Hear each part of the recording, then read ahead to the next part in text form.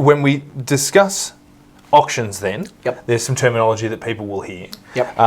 What is a vendor bid and how do they work? Vendor bids are really, really interesting. Vendor bids, the legislation for vendor bids is different in every state in Australia. Yeah. I'll focus on Queensland because it's relevant. What I find, so a vendor bid is not a level that is an indication of the reserve price, which is very often misconstrued. So a vendor bid is usually a level that is above the active bidding within the market or within that auction that the vendor would usually consider or consider negotiating from. However, there is no set parameter on what an actual vendor bid is. So a vendor bid, in the legislation, a vendor bid is a representation by the seller either made by themselves or by their representative, exclusively being myself as the auctioneer. So what I can do is on a day, to get the auction going in the right level, I can place in a vendor bid, or let's call it an indication, on behalf of the seller of where the property needs to be in terms of price. So it's not a reserve price, it's not a price that they'll accept, but it's usually within the realms of what they'll begin to have a discussion with the marketplace around acceptance. Yeah. And so people will see, let's say that the bidding begins at 400 and the auctioneer will say that's not where I want it to be, and then he can place a vendor bid to push it up to 600, for example. Absolutely. To get the ball, to sort of get it in a ballpark where it's going to be the right situation. It's an indication that has a spirit of commerciality, because you're not revealing the reserve price, but you're providing an indication to the market as to where the property needs to be. Yeah. But in the state of Queensland, you need to be very careful, because you can actually have unlimited vendor bids, where in some states it's one or two. In the state of Queensland, it's unlimited vendor bids, but these need to be, they're never done in excess of the reserve price, so make that very clear. And they also need to be represented clearly to the market.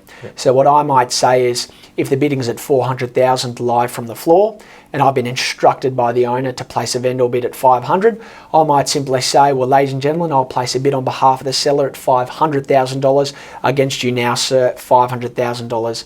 Would usually refer to it as a seller's bid or a vendor's bid. Okay. Now, some auctioneers are very transparent around it, others not so much. So always be aware of what's happening at the time. It would be very unlikely to find someone still operating in this state under those without the ethics around vendor bids, because most auctioneers are very high profile, and there's a lot of filming and etc.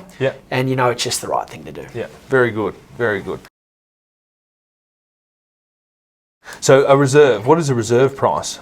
So the reserve price is a level that which, if the bidding exceeds or reaches, that the property will be sold under the hammer to the highest registered bidder there on the day. And who sets that? The owner. The owner. Usually, so the vendor. The vendor. Yeah. The vendor or the owner, and they will choose that with the agent. They'll also, on the reserve letter provided to the agent and the auctioneer, they'll set out the terms of the auction, the settlement date, the deposit amount, and any other terms that are available to the market. Okay. And if you're asking the agent on the build-up to the sale, can you ask what the reserve price is going to be? You can ask whatever you want, but it's actually illegal for the agent to disclose the reserve price. So the agent cannot disclose? Agent cannot disclose a reserve price. In the state of Queensland, we aren't actually allowed, as auctioneers or agents, we aren't actually allowed to provide a price guide. The only time we're able to provide a price guide is when the property has reached the reserve or it's called on the market. Okay. Under auction terms? Under auction terms. Okay. Very, very interesting. And so on the market then, when you said called on the market, what does that mean? So what is the difference? On the market is another interesting term. That is, nothing in the legislation provides that the auctioneer must call it on the market. However, it's very common practice. It's just an unwritten law, if so to speak. But on the market essentially means that the auction has reached the reserve price of the owner. Now, mind you, that reserve price may be adjusted, as the owners are absolutely able to do whatever they like. It's their property.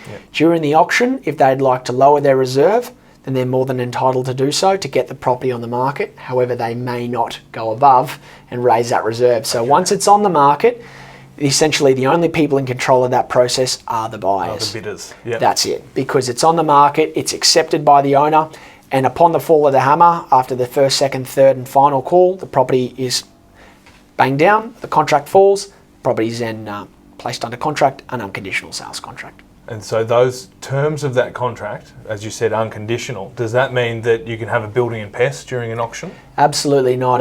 An auction contract, in most scenarios, unless the terms have been varied, is a cash unconditional contract. So no cooling off period, no finance clause, no building and pest inspections, no due diligence phase, no subject to sale. Usually the settlement period there'll be a number of settlement times you can opt with, either 30 or 60 days. And then in most cases, you'll usually pay a small holding deposit via electronic funds transfer on the day, and then the balance by Monday close of business of that full deposit, 5 or 10%, whatever it may Whatever's be. negotiated. Or the owner may accept a personal cheque or the agent on the day. Okay, excellent. That's really, really comprehensive.